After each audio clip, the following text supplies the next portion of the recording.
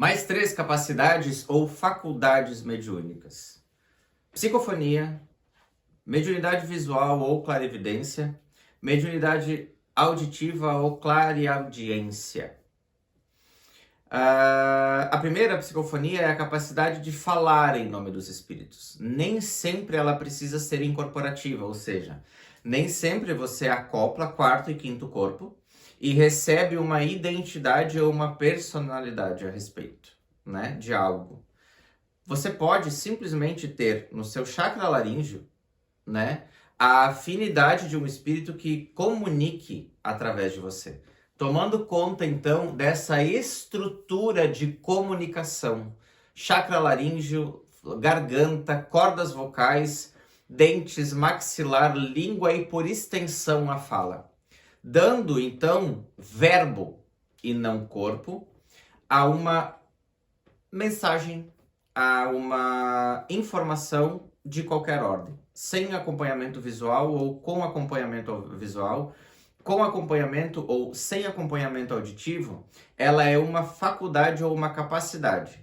Psicofonia é a capacidade que o médium tem de comunicar uma informação do mundo espiritual. E aqui, nesse momento, a gente precisa lembrar de dois desequilíbrios profundos quando a comunicação é dada de encarnado para encarnado. A primeira chama-se fofoca.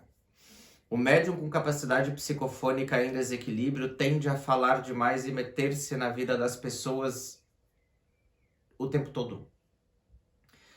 O médium com capacidade psicofônica em equilíbrio fala e ouve em equilíbrio.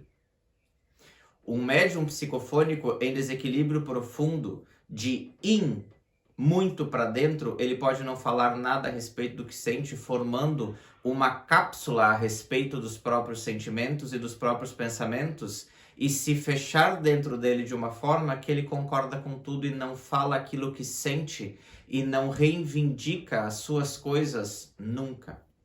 Então, falar o tempo todo como um louco que gosta de plateia e precisa comunicar-se o tempo todo, ou não falar nunca, ou fazer fofoca, são desequilíbrios de capacidade psicofônica para yin e para yang, tanto para dentro quanto para fora demais.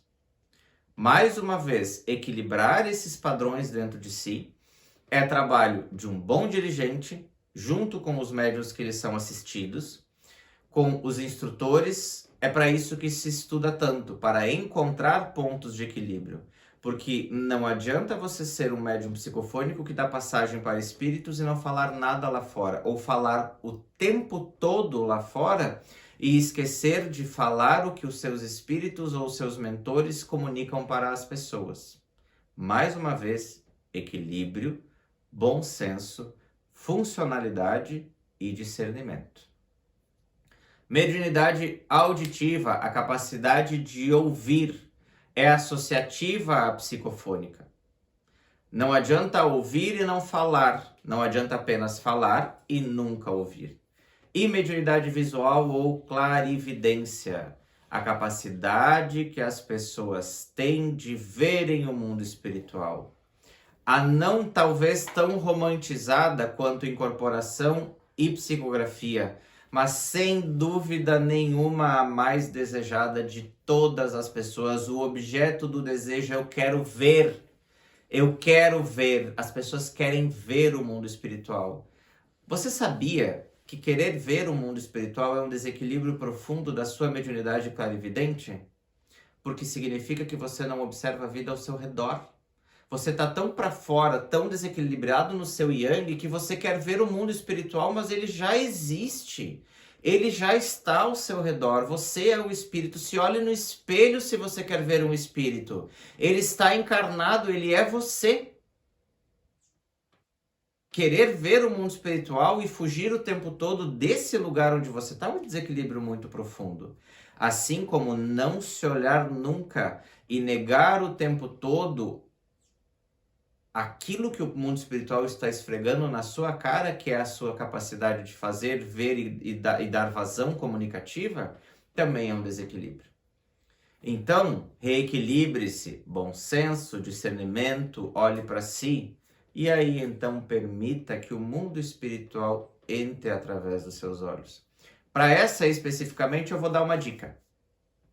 Não é muito meu costume, mas se você quer realmente ver o mundo espiritual, pare de olhar para ele e permita que ele se mostre para você.